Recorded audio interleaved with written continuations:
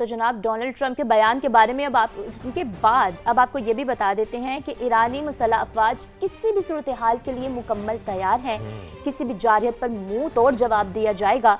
तर्जुमान ईरानी वज़ारत ख़ारिजा इस्माइल बकाई ने साफ साफ बता दिया, उन्होंने क्लियर कर दिया। बिल्कुल, एक्स पर एक उन्होंने तवील बयान जारी करते हुए कहा है कि दुनिया बर्बरियत और तसल्लुत को मुस्तरद करती है तो ईरान के हक़ में आवाज़ बुलंद करे, दुनिया अमली इक़दाम करे, इससे पहले कि जारे क़ुव्वतें दुनिया को लाक़ानूनियत और महकूमियत के गड्ढे में धकेल दें। तर्जुमान ने कहा है कि अमरीका इसराइल ने ईरान पर जो जंग मुसल्लत की है ये महज ज़मीन या वसाइल की खातिर नहीं है, ये जंग अच्छाई बुराई के मानी मुतय्यन करेगी। उन्होंने ये भी कहा है कि अमरीकी धमकियाँ मुस्तकिल जंगबंदी में बड़ी रुकावट हैं।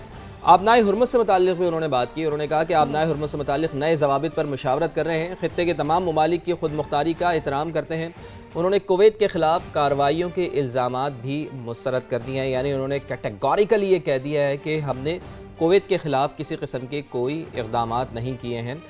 इसी तरह ईरान अमरीका तनाज़े ने आवाम को महंगाई की चक्की में भी पीस कर रख दिया है। आलमी मंडी में ख़ाम तेल की कीमतें एक बार फिर बढ़ रही हैं। बरतानवी क्रूड ऑयल 3.5% महंगा होकर $107.7 फ़ी बैरल पर ट्रेड कर रहा है। अमरीकी क्रूड ऑयल के रेट आप बता दें। बिल्कुल, आपको मज़ीद अदाद-ओ-शुमार बता देते हैं।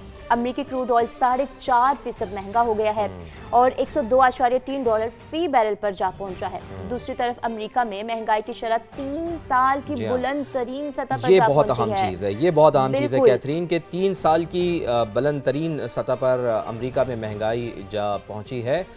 यानी कि अमरीकी ब्यूरो ऑफ लेबर स्टैटिस्टिक्स के मुताबिक कंज्यूमर प्राइस इंडेक्स सालाना बुनियाद पर 3.8% बढ़ गया है। अमेरिका में महंगाई की शरह में इजाफे के बाइस सोने की कीमतों में भी इजाफा देखा जा रहा है। यानी कि एक आम अमरीकन की ज़िंदगी में भी जो है ना वो बहुत ज़्यादा फ़र्क आया है, बहुत ज़्यादा तब्दीली आई है। इसी वजह से हम देख रहे हैं कैथरीन कि बहुत ज़्यादा मुखालफत पाई जाती है अमेरिका में एक आम आदमी की तरफ से इस जंग के ऊपर। बिल्कुल ऐसे ही है और सब ये जो हालात हैं अमेरिका के भी उनके सामने है, सब देख रहे हैं। तो आलमी मार्केट में फ़ी औंस सोने की कीमत 4,722 तक जा पहुंची है। माहिरीन के मुताबिक अगर ये तनाज़ा हल ना हुआ तो सोने की कीमत $5,000 तक भी पहुंच सकती है। तो वही बात आ गई ज़ैदी साहब के हालात जो हैं वो मज़ीद बिगड़ रहे हैं, जो प्राइसेस हैं वो इंक्रीज़ हो रहे हैं और कुछ आइडिया नहीं है कि ये कहाँ पर जाकर स्टॉक बिल्कुल। और ये अगर इतनी ज़्यादा यानी $5,000 फ़ी औंस तक अगर सोने की कीमत चली जाती है तो आप फिर अंदाज़ा लगाएं कि पाकिस्तान में सोने की कीमतें किस हद तक बढ़ सकती हैं। यानी कि अभी तो ये मूव कर रही है तकरीबन 4,90,000 से लेके 5,25,000 तक के ब्रैकेट में, लेकिन अगर इस तरह से हो जाता है तो फिर तो ये मेरा ख्याल है कि 6 लाख से भी ऊपर चली जाएगी। तो ये एक अच्छा साइन नहीं है किसी भी तौर पर। हालात को स्टेबल होना चाहिए और इसके साथ साथ बढ़ती हुई तवानाई की कीमतों के बाइस मुल्क मौशी दबाव भी महसूस कर रहा है।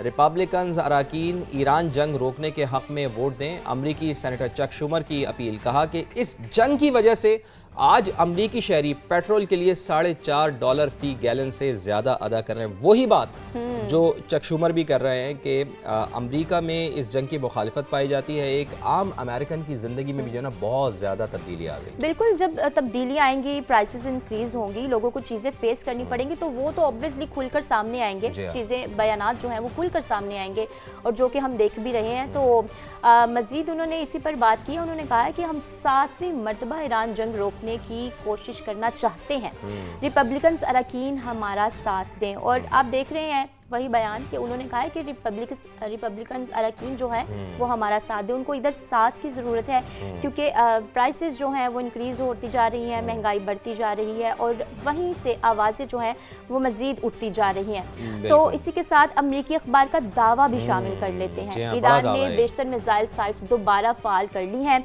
अमरीकी अखबार ईरान ने 33 में से 30 तनसीबात तक ऑपरेशनल रसाई बहाल कर ली है। अमरीकी इंटेलिजेंस की पॉलिसी साजों को खुफिया ब्रीफिंग्स का इंकशाफ भी हुआ। हाँ जी, ये बड़ी अहम खबर है कि ईरान ने बेशतर मिसाइल साइट्स दोबारा फ़ाल कर ली हैं। अमरीकी अखबार ये दावा कर रहा है चूँकि ईरान की जानिब से तो ये कहा जा रहा है कि उनकी जानिब से किसी किस्म की कोई भी यूरेनियम अफजूदगी का अमल नहीं जारी है, लेकिन ये अखबार दावा कर रहा है कि 33 में से 30 तनसीबात तक ऑपरेशनल रसाई बहाल कर ली गई है।